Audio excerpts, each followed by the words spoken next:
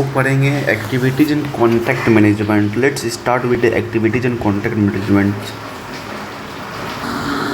इसको गाइस आज जो हम ये चीज़ पढ़ेंगे ना, ये लेक्चर सेकेंड है और इसका जो नाम दिया गया है ना, एक्टिविटी एंड कॉन्ट्रैक्ट मैनेजमेंट। क्या क्या एक्टिविटी होता है? मान लो तुम लोग खाना बना रहे हो, ठीक ना?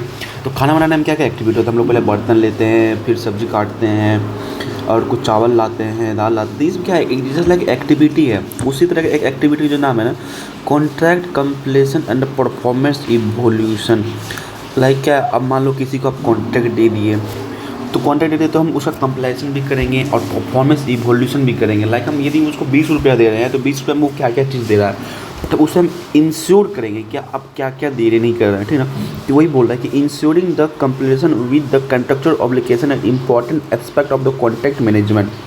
This involved the monitoring and the assessing whether the types parties are meeting their obligations, addressing in quality standard and delivering on the time, and the complying the applicable laws, regulation and performance evaluation will involve the performance review and audit and inspection। ये बोल रहा है क्या, कुछ जाएगा मतलब हम मान लो कि हम किसी को बनाने के लिए दिए घर 20 लाख रुपए हम उसको दिए हैं, तो हम एक बंदा को रखेंगे जो कि है ना बार बार जाकर चेक करेगा। वो हमको है ना रिपोर्ट देगा कि भाई नहीं ये है ना, आप जो बोले ना एक ग्रेड सीमेंट लगाने के लिए वो एक ग्रेड सीमेंट लगा रहा है, ब्रिक ऐसा लगा रहा है, जो आपने प्लान दिया उस प्लान पे काम कर रहा है, जो इसने जो बोला कि स्टील लगाने के लिए वो स्टील भी सेम यूज़ कर रहा है, कोई भी प्रॉब्लम नहीं है और अच्छे से मैनेजमेंट करके वो काम कर रहा है। तो ये चीज़ हम लोग क्या करते हैं, contract performance and performance evaluation check करते हैं कि मान लो कि 3 महीना हो गया, 3 महीने में कितना काम हुआ, क्या परफॉर्मेंस है, क्या क्वालिटी आ रहा है। मान लो कुछ जो दीवार ख़राब हुआ, क्या दीवार का मतलब परफेक्शन आ रहा है कि नहीं, मतलब फिनिशिंग दे रहा है कि नहीं। ये सब क्या करते हैं हम लोग, एक एक्टिविटी है। मान लो कि सीमेंट बालू छड़ मिला रहा है तो अच्छे से मिला रहे हैं, नहीं मिला रहा है क्या, मतलब 3:1 या 3:2 का दे रहा है क्या नहीं। तो हम लोग ये सब चेक करते हैं, परफॉर्मेंस देखते हैं कि ये सब क्या करते हैं, एक तरह का इवोल्यूशन है, ठीक ना? अब आते हैं क्या, dispute resolution and issue management. ये भी एक तरह की एक्टिविटी ही है किसका, कॉन्ट्रैक्ट मैनेजमेंट का। ऑब्वियस भाई मान लो खाना बनाते हो कि इसमें कुछ नमक कम हो जाता है, कभी कभी कभी सब्जी का क्वान्टिटी कम हो जाता है। लाइक सब्जी मतलब आलू भिंडी की सब्जी बना रहे हैं तो मान लो कभी आलू ज़्यादा हो जाता है, भिंडी कम हो जाता है। इसी तरह क्या होता है ना, डिस्प्यूट एंड इशू मैनेजमेंट। कुछ इशू मैनेजमेंट होता है और फिर मम्मी बोल फिर सब्जी कम होगा तो मम्मी डांटेगी।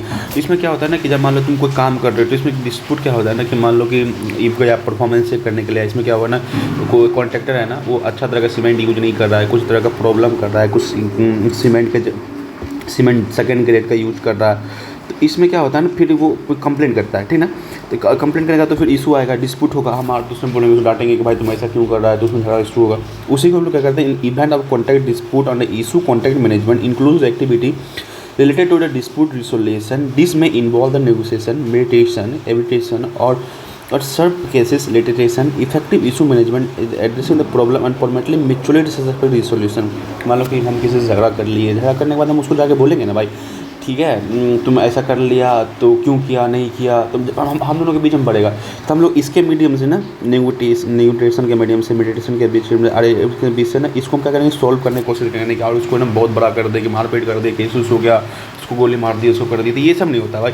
तो ये सब थोड़ा मेडिटेशन के तहत है कि दो के बीच में ना तीसरा बंदा आके ना उसको समझा देगा कि जैसे बोलते हैं कि भाई मीडिएटर आ गया, तो हम और कॉन्ट्रैक्ट के बीच में मीडिएटर कौन बनेगा, यदि कोर्ट जा सकते हैं तो कोई बड़ा अच्छा ऑफिसर होगा तो उसके पास जाएंगे, उसको हम बोलेंगे कि ऐसा सा बात हमारे में कि हम दोनों का ना सुलझा दीजिए। तो ये सब है ना, इसके थ्रू हम लोग कोशिश करते हैं करने का। ये भी है ना मतलब कॉन्ट्रैक्टर के बहुत बड़े पार्ट रखता है भाई, इसलिए हम लोग ज़्यादा मतलब कॉन्ट्रैक्टर एज ए कॉन्ट्रैक्टर को भी और एज ए ऑनर को भी है ना ये सब हमेशा नहीं करना चाहिए। मतलब जो मतलब बात हो एग्रीमेंट में वही तरह का मतलब है, तो डिस्प्यूट का चांसेस बहुत कम हो जाता है। और ये है ना हर जगह होता है, you know about like the civil engineering और the construction field, lot of corruption is also increases, you know already because why the corruption is happen due to the high amount. भाई देख लो कि कितना ज़्यादा पैसा का यूज होता है भाई, 2200 करोड़ का प्रोजेक्ट का काम होता है भाई, 2200 करोड़ समझ सकता है भाई। इसमें भाई लोग है ना 5-6 करोड़ रुपये ऐसे झूल कर देगा, कुछ पता नहीं चलेगा। इसीलिए होता है यार थोड़ा कुछ पता नहीं चलता है। मान लो 100 रुपया में तुम 1 रुपया निकाल कोई दिक्कत नहीं होता, तो इसीलिए हो जाता है, ठीक है। अब आता है कि कॉन्ट्रैक्ट क्लोजर एंड डॉक्यूमेंट। मान लो सब कुछ मेरा घर बन गया, घर जब बन जाएगा तो हम क्या करेंगे, कॉन्ट्रैक्ट क्लोज करेंगे, बोल देंगे कि भाई चलो अब है ना सारा कुछ हो गया, फाइनलाइज करो।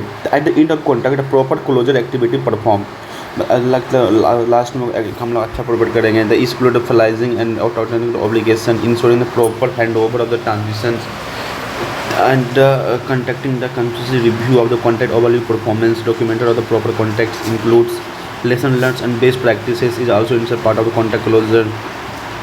क्या करेंगे ना कि हम लोग ना सारा डॉक्यूमेंट लाएंगे जो हम लिखे थे क्या किए थे वो सब कुछ दिया कि नहीं दिया, उसके बाद हम लोग क्या करेंगे एक दूसरे को हैंड ओवर करेंगे और हैंड ओवर करने पर ट्रांजेक्शन मतलब मेरे को दिक्कत नहीं होना चाहिए, ट्रांसपेरेंसी होना चाहिए कि चलो भाई हमने ये चीज़ दिया तो यही यूज किया, कुछ ऐसा नहीं किया जैसे हम लोग एंकर का स्विच यूज किया तो एंकर का स्विच यूज करिए और कुछ यूज नहीं करिए तो मतलब ट्रांसपेरेंसी होना चाहिए कि हम इतना खर्च किए और टू बी ऑनेस्ट बताना चाहिए, ये सब होता है एक तरह का पार्ट। फिर डॉक्यूमेंट से the contact includes the lesson learns and best practice also. जो कॉन्ट्रैक्टर होता है ना वो भी एक अच्छा तरह से सीखता है कि हमने क्या गलती क्या नहीं किया, उसको है ना सुधारने का काम हमेशा करना चाहिए, ठीक ना। तब आ जाता है कि activity collectivity ensure and contractor effectively manage throughout life cycle, ठीक ना, throughout life cycle and performing the outcomes and metrics risk and maintaining storage and business relationship. ये जो होता है ना this activity correctly ensure the contractor effectively manage, इस activity से क्या करते हैं जो कॉन्ट्रैक्टर इफेक्टली मैनेज करता है through out life cycle and performing successfully outcome managing risk and maintaining strong business of relationship. तो भी से बता चाहिए यदि ये सब एक्टिविटी होता है तो इससे क्या होता है रिलेशनशिप अच्छा बनेगा, कॉन्ट्रैक्ट क्लोजर अच्छा से करेगा, डिस्प्यूट को अच्छे से रिजॉल्व कर लेगा और कॉन्ट्रैक्ट कंप्लीशन को अच्छे से कर देगा। तो ये सबसे क्या होगा ना कि मतलब चांसेस उसका बन जाएगा। मान लो कि हम किसी को दिमाग एल को दिवाया, एल मेरे साथ अच्छा बिहेव बनाया, ये सब प्रॉब्लम बहुत कम होने दिया, तो भी इसका क्यों हम एल बहुत ज़्यादा ट्रस्ट करेंगे तो हम उसको हमेशा प्रोटेक्ट देते रहेंगे। तो ये सब क्या था एक एक्टिविटी और कॉन्ट्रैक्ट मैनेजमेंट था। तो ये सेकंड लेक्चर का था। थर्ड लेक्चर में मैं आपको दिखाते क्या पढ़ाएंगे, इतना लगा पढ़ाएंगे डॉक्यूमेंट कॉन्ट्रैक्ट डॉक्यूमेंट, ये बहुत इंपॉर्टेंट पार्ट है भाई, इसको है ना मत छोड़ना कोई भी। मतलब ये से डॉक्यूमेंट मान लो कि तुम मान लो कॉन्ट्रैक्ट लेना चाहते हो तो कॉन्ट्रैक्ट लेने से तुमको ये पता होना चाहिए क्या क्या डॉक्यूमेंट होना चाहिए क्या नहीं होना चाहिए, तो ये अच्छे से तुम लोग को बताएंगे, ठीक है। मिलते हैं नेक्स्ट वीडियो में। Thank you so much, bye.